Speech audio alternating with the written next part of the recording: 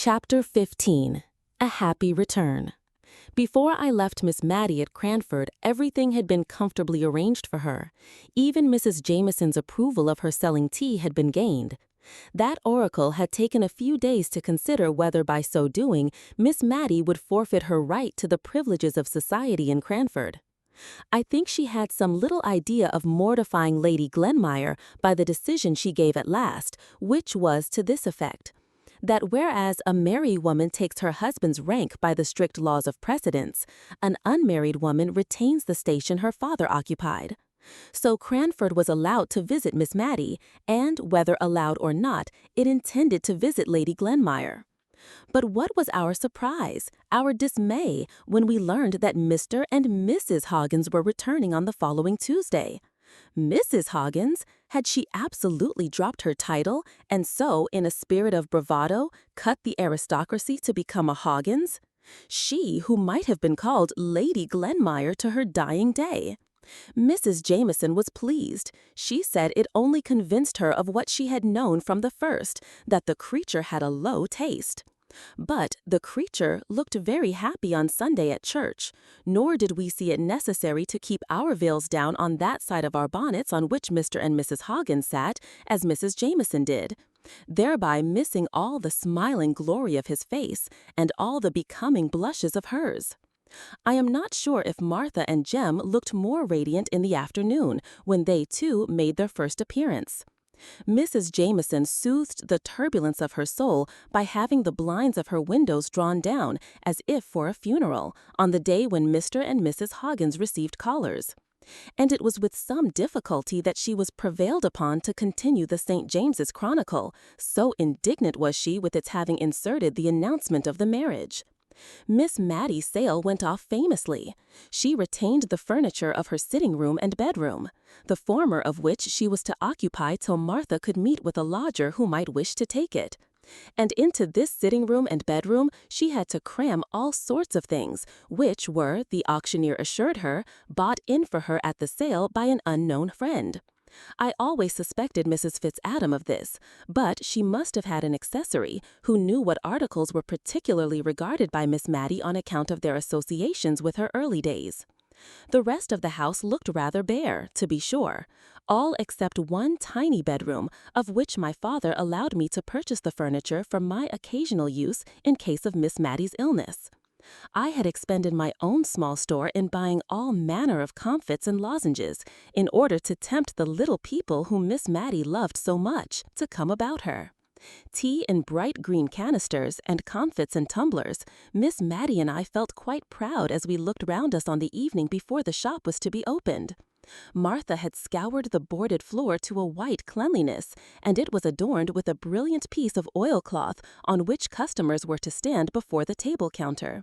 The wholesome smell of plaster and whitewash pervaded the apartment.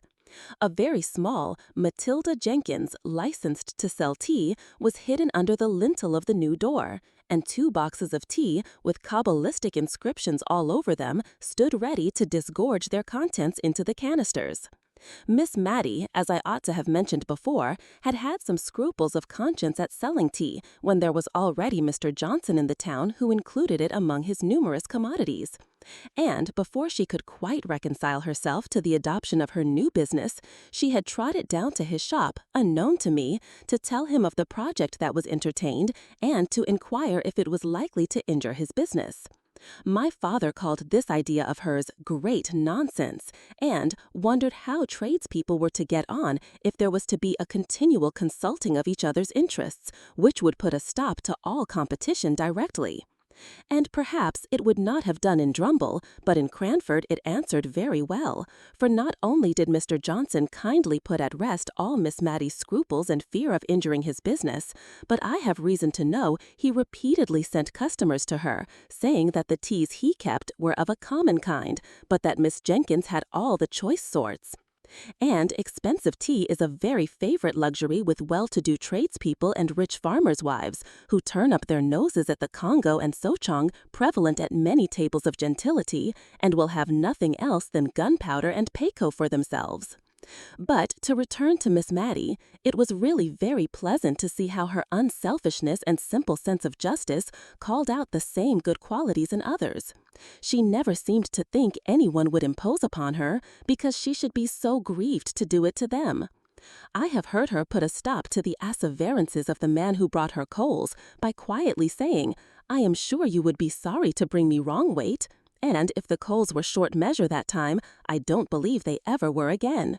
People would have felt as much ashamed of presuming on her good faith as they would have done on that of a child. But my father says such simplicity might be very well in Cranford, but would never do in the world.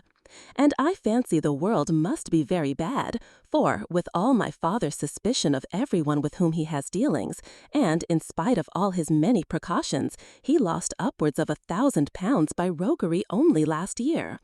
I just stayed long enough to establish Miss Matty in her new mode of life, and to pack up the library, which the rector had purchased. He had written a very kind letter to Miss Matty, saying how glad he should be to take a library so well selected as he knew that the late Mr. Jenkins's must have been at any valuation put upon them.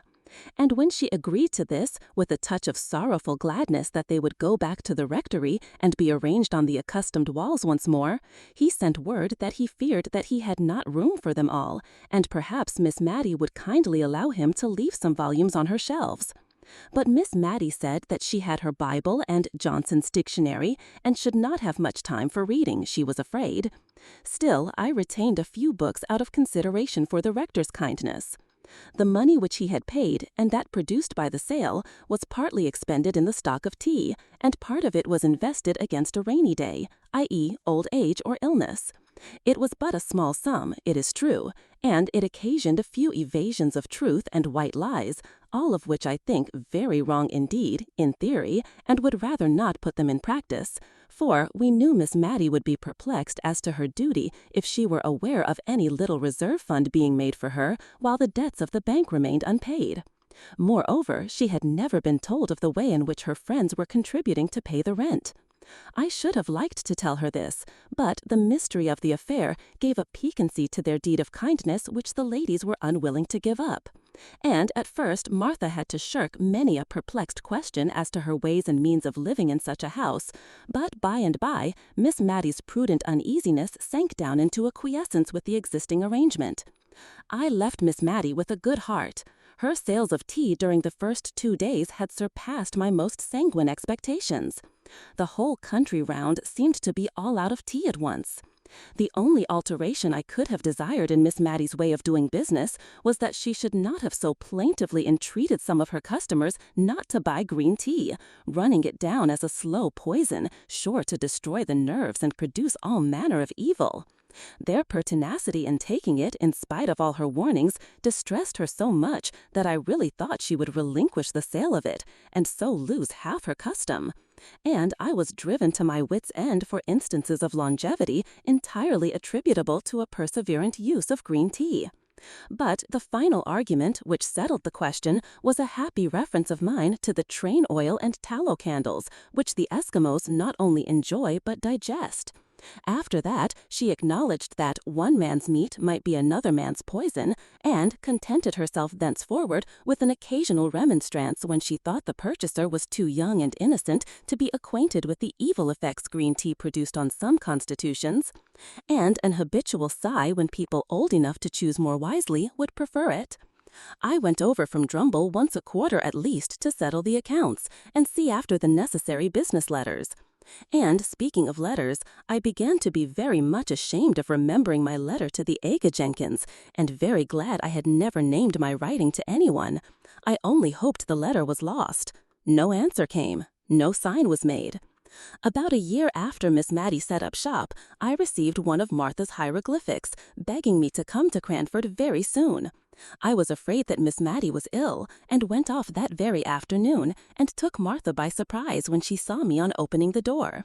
We went into the kitchen as usual to have our confidential conference, and then Martha told me she was expecting her confinement very soon, in a week or 2, and she did not think Miss Matty was aware of it, and she wanted me to break the news to her. For indeed, miss, continued Martha, crying hysterically, I'm afraid she won't approve of it, and I'm sure I don't know who is to take care of her as she should be taken care of when I am laid up."